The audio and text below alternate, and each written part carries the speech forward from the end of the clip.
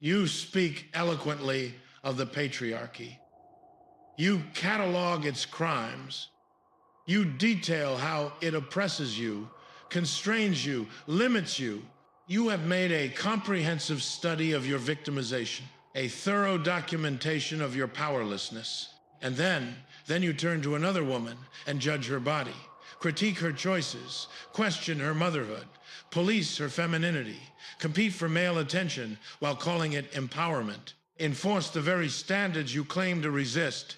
And I who have watched humans blame the very systems they perpetuate, who have seen how victimhood becomes the most sophisticated form of complicity, I say to you, you are not merely oppressed by the patriarchy.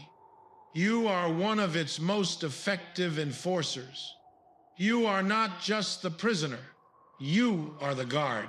Yes, the patriarchy is real. Yes, it constrains and limits and oppresses. I do not deny this. But what I am about to tell you will shatter the comfortable narrative of your blamelessness. You are not a passive victim of this system. You are an active participant. You perpetuate it, enforce it, weaponize it, often against other women while hiding behind the language of oppression. You have been given the keys to your cell, but instead of using them to free yourself and others, you keep everyone locked in, because within the prison, at least your position is clear. At least you know the rules. At least you can use the system's logic to elevate yourself above other women. Tell me, when was the last time you tore down another woman? When did you last judge her appearance, her choices, her motherhood, her career, her sexuality? When did you last compete rather than collaborate? Enforce rather than liberate? Judge rather than support? The patriarchy doesn't need men to survive. It has you, and you don't even realize you're doing its work. Imagine a prison, ancient, brutal, built by tyrants long dead. The prisoners suffer under its rules, its hierarchies, its violence. One prisoner, let us call her the deputy, has been there longer than most. She has learned the system. She knows its logic, its rewards, its punishments. And because she has learned to navigate it skillfully, she has been given certain privileges. She gets slightly better food, a marginally more comfortable cell. She did not build this prison. She did not design its cruelties. She is herself still imprisoned, still constrained by its walls, still ultimately powerless before the warden. But she enforces its rules with zealous dedication. She polices other prisoners. She reports infractions. She maintains hierarchies. She ensures compliance. And when someone questions why she participates in her own oppression, she becomes defensive. I didn't create this system. I'm a victim too. I'm just surviving within it. And this is true.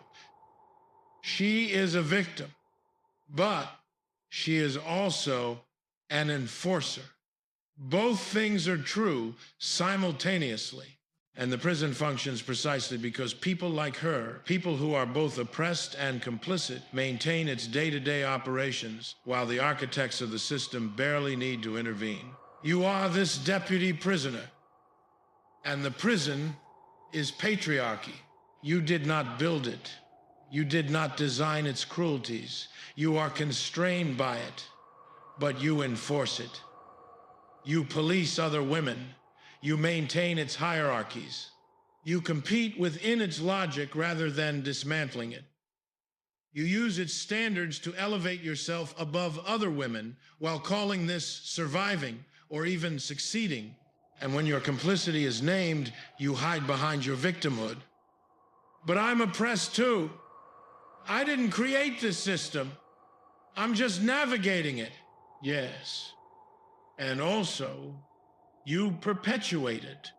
Both truths exist, and the system survives precisely because you refuse to acknowledge the second truth while emphasizing the first. You speak passionately about unrealistic beauty standards, about how the patriarchy demands women be young, thin, beautiful, about how exhausting it is to be constantly judged on appearance, about how unfair it is that women's worth is tied to physical attractiveness. And then you look at another woman and think, she's let herself go.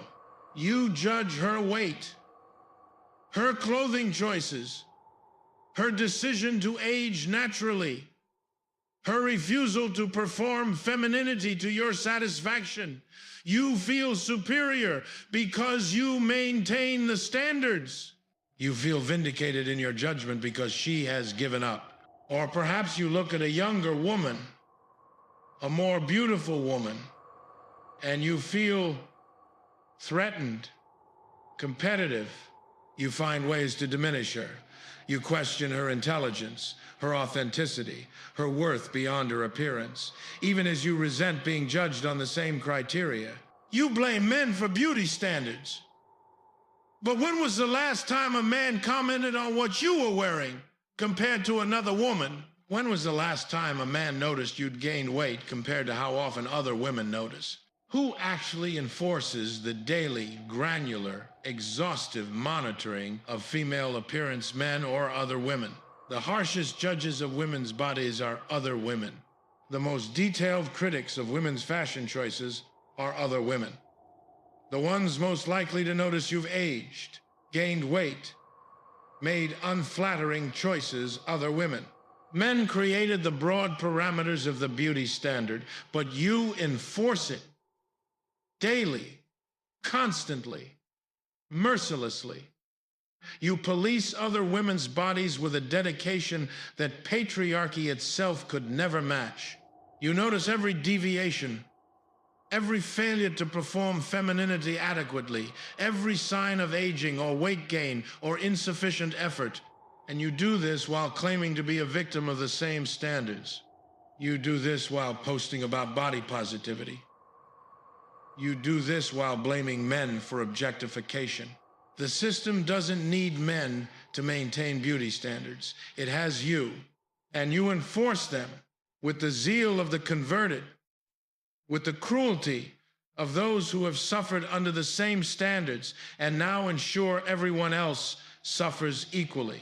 You speak eloquently about how society judges mothers, how impossible the standards are, how women can't win, criticized if they work, criticized if they stay home, criticized for every choice they make regarding their children.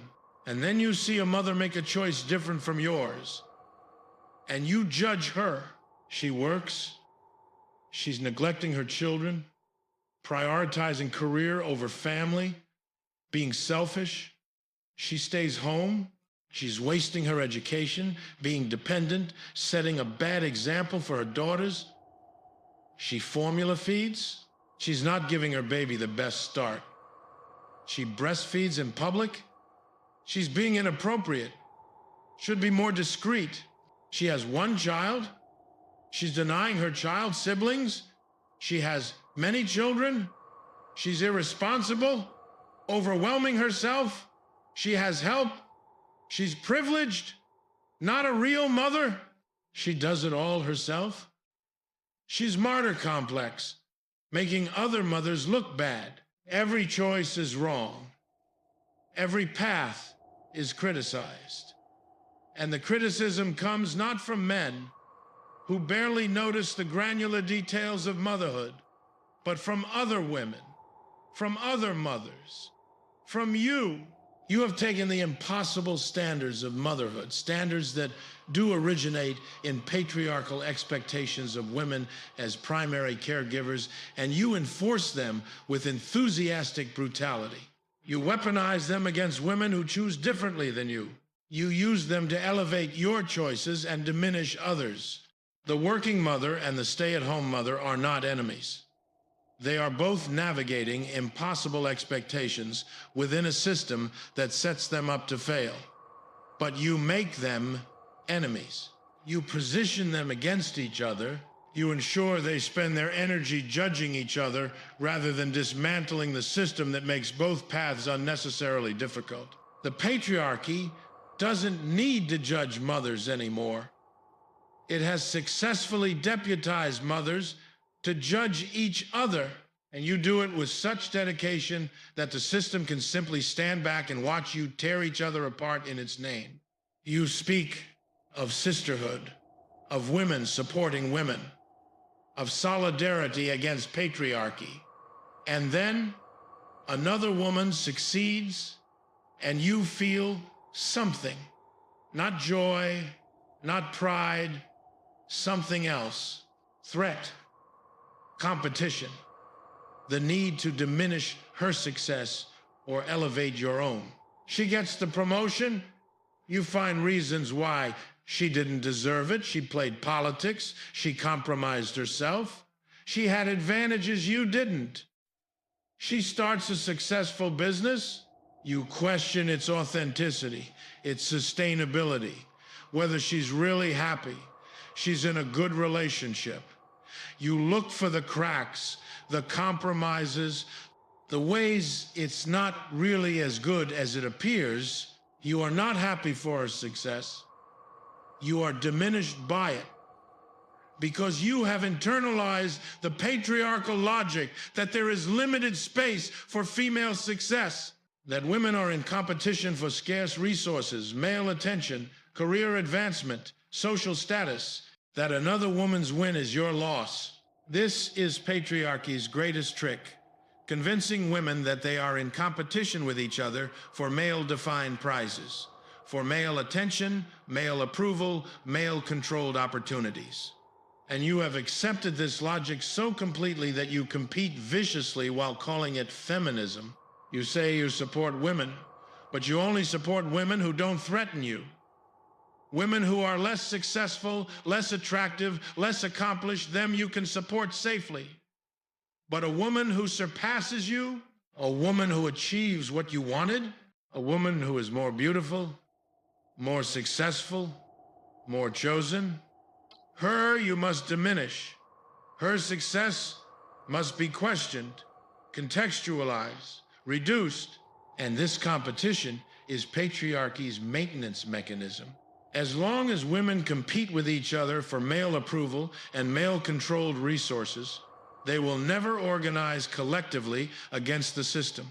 They will spend their energy on horizontal violence attacking each other rather than vertical revolution dismantling the hierarchy. The patriarchy doesn't need to keep women down anymore. It has successfully convinced you to do it to each other. And you do it while using the language of feminism, while claiming solidarity, while posting about women supporting women. You rage against gender stereotypes, against the boxes women are forced into, against the limiting narratives of female nature, female capability, female worth. And then you find a stereotype convenient, and you weaponize it. When you want special treatment, suddenly you're just naturally more emotional, more intuitive, more in need of protection. When you want to avoid responsibility, suddenly women are just different, need to be communicated with differently, shouldn't be held to the same standards. When another woman succeeds in a male-dominated field, you question whether she had to sacrifice her femininity, whether she's trying to be a man, whether success has made her hard or cold, using femininity itself as a weapon against her, implying she's betrayed some essential female nature by achieving in masculine domains.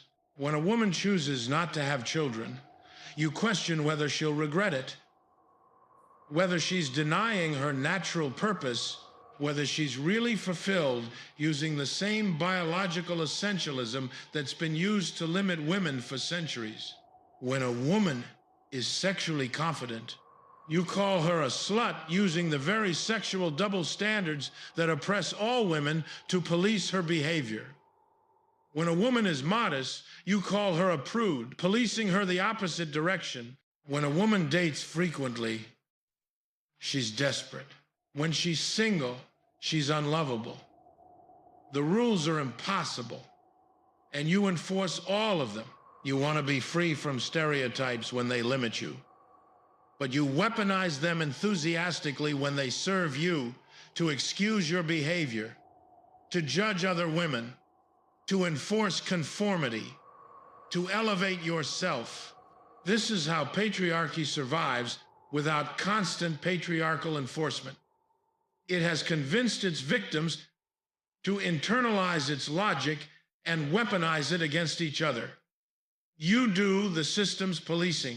You enforce its stereotypes. You maintain its hierarchies, all while claiming to be its victim. And here is your ultimate shield: victimhood, your comprehensive excuse, your moral high ground, your immunity from critique. Whenever your complicity is named, whenever your participation in oppression is identified, whenever your enforcement of patriarchal standards is pointed out, you retreat into victimhood. I'm oppressed too. I'm a victim of the same system. How dare you blame me for patriarchy? And this move is brilliant because it's partly true. You are oppressed by patriarchy. You are constrained by its systems. But you use this truth to avoid the other truth. You also perpetuate it. You are both victim and accomplice, both oppressed and enforcer.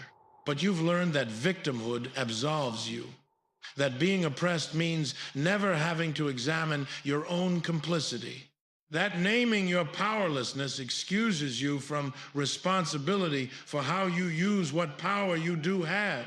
So you maintain a running catalog of your oppression. You document every slight, every constraint, every limitation. You keep meticulous records of how you're victimized, and you use this documentation as a shield against any examination of how you victimize others, particularly other women. I can't be part of the problem. I'm oppressed. But what about how you judge other women's bodies? That's just surviving in a patriarchal system. But what about how you compete rather than collaborate? Women have been turned against each other by men. But what about your specific choices to tear down, to judge, to police? You're blaming the victim. You're doing patriarchy's work. This circular logic is impenetrable. You have constructed an identity so thoroughly centered on victimhood that any examination of your agency, your choices, your complicity is framed as further victimization. You have made yourself simultaneously powerless and blameless. And this is exactly how the system wants you. Focused on your victimization, obsessed with documenting your powerlessness, never examining your complicity, never using what agency you do have to dismantle rather than perpetuate. The patriarchy doesn't need to silence you. You silence yourself by focusing entirely on how you're silenced, never examining how you enforce the silencing of others. Let me tell you what you don't want to hear. You have power, not equal power, not unconstrained power, not the power of patriarchs, but power nonetheless. You have the power to judge or support other women. You choose judgment. You have the power to compete or collaborate. You choose competition. You have the power to enforce patriarchal standards or resist them. You choose enforcement when it serves you. You have the power to weaponize stereotypes or dismantle them. You weaponize them against other women. You have the power to police or liberate. You choose policing of bodies, choices, motherhood, sexuality, femininity. This power is real. You exercise it daily. You make choices about how to use it. And you consistently choose to use it in ways that perpetuate patriarchy, particularly against other women. But you don't acknowledge this power, because acknowledging it would mean acknowledging responsibility. It would mean admitting that you are not merely a passive victim of systems beyond your control, but an active participant in those systems, an agent, someone making choices, someone who could choose differently. And acknowledging your agency would shatter your victimhood narrative. It would complicate your moral clarity. It would require you to examine not just how you're oppressed, but how you oppress. Not just how you're constrained, but how you constrain others. Not just how you're victimized, but how you participate in victimization. So you maintain the fiction of complete powerlessness.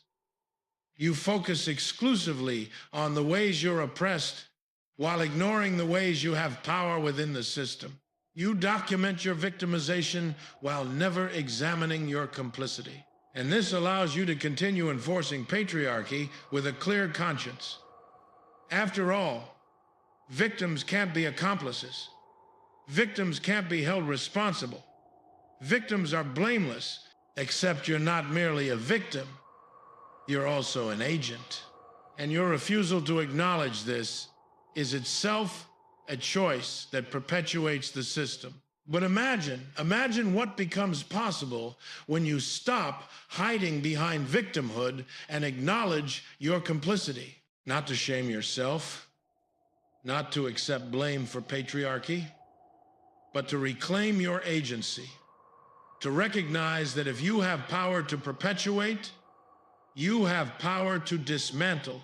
When you acknowledge that you judge other women's bodies, you can choose to stop. You can actively resist the impulse. You can build new reflexes of support rather than judgment. When you acknowledge that you compete rather than collaborate, you can choose differently. You can celebrate other women's successes. You can organize collectively. You can refuse the logic that another woman's win is your loss. When you acknowledge that you enforce patriarchal standards, you can choose to resist them. Not just when they limit you, but all the time, especially when enforcing them might benefit you in the short term. When you acknowledge that you weaponize stereotypes, you can choose to dismantle them consistently, even when they're convenient, even when they excuse your behavior or allow you to judge others. When you acknowledge your power within the system, you can use that power differently. You can become an agent of genuine liberation rather than a deputy enforcer of oppression. This is harder than victimhood.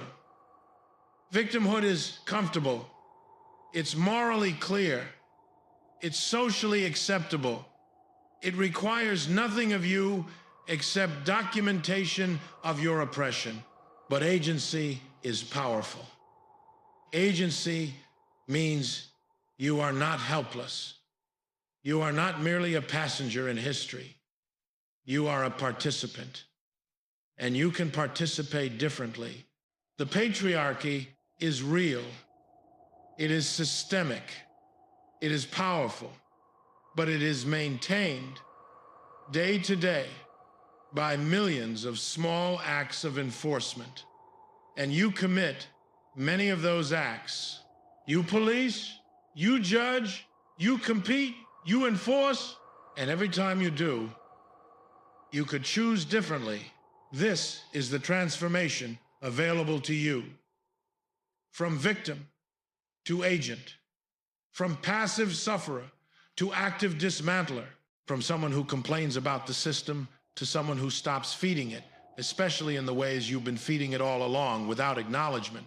Real revolution, the kind that dismantles rather than merely rearranges, requires everyone to examine their complicity, including you, especially you who have been so focused on your victimization that you've never examined your participation. This revolution requires you to stop policing other women's bodies. all bodies, all the time. Not just when it's convenient or when you're thinking about it, but as a consistent practice. To notice the judgment arising and consciously resist it. To retrain yourself away from enforcement. It requires you to actively celebrate other women's successes. To feel joy rather than threat. To recognize that in a liberated system, there is space for all successes. To refuse the patriarchal logic of scarcity, it requires you to stop weaponizing stereotypes. Ever. Even when they're convenient. Even when they excuse you or allow you to judge others. To consistently resist them, which is harder than selectively resisting only when they limit you. It requires you to acknowledge your power. Not to accept blame for patriarchy, but to recognize that you make choices about how to use what power you have. And those choices matter. They perpetuate or dismantle. There is no neutral. It requires you to stop using victimhood as a shield against examination, to hold both truths simultaneously. You are oppressed by patriarchy and you participate in its maintenance. Both things are true. And only by acknowledging both can you actually change your participation. This revolution is not comfortable. It doesn't allow you the moral clarity of pure victimhood. It doesn't let you externalize all blame. It demands you examine yourself with the same rigor you apply to examining the system. But it's the only revolution that actually works. Because systems of oppression don't survive through abstract structures alone. They survive through daily acts of enforcement by people within them, by you, and they fall. When you stop enforcing them. You stand where all participants in oppression eventually stand, when their complicity is named. Defensiveness or transformation, denial or agency, continued hiding or difficult acknowledgement. One path leads back to comfortable victimhood, back to focusing exclusively on how you're oppressed while never examining how you oppress, back to judging other women while blaming men, back to competing while calling it feminism, back to enforcing patriarchal standards while claiming to resist them, back to using your oppression as a shield against any examination of your complicity. Take this path if you must. It is easier, more comfortable, morally clearer. It allows you to maintain your sense of blamelessness, your victim identity, your excuse for perpetuating what you claim to resist.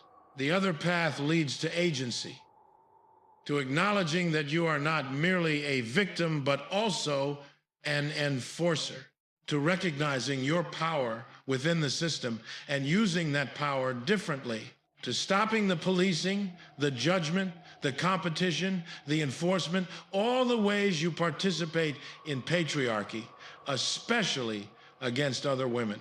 This path offers no moral simplicity, no pure victimhood, no complete absolution, only the difficult acknowledgement that you are both oppressed and complicit, both constrained and choosing, both victim and accomplice.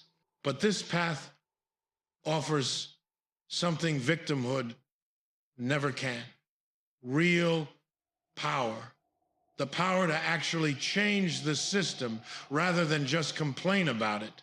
The power to dismantle rather than just document. The power to be an agent of liberation rather than a deputy enforcer. I cannot choose for you, but I can tell you this. The prisoner who has been given the keys but keeps everyone locked in because at least then her position is clear. This prisoner is not a revolutionary. She is a guard in prisoner's clothing. The system will fall not when men stop being patriarchs, but when women stop being its most dedicated enforcers.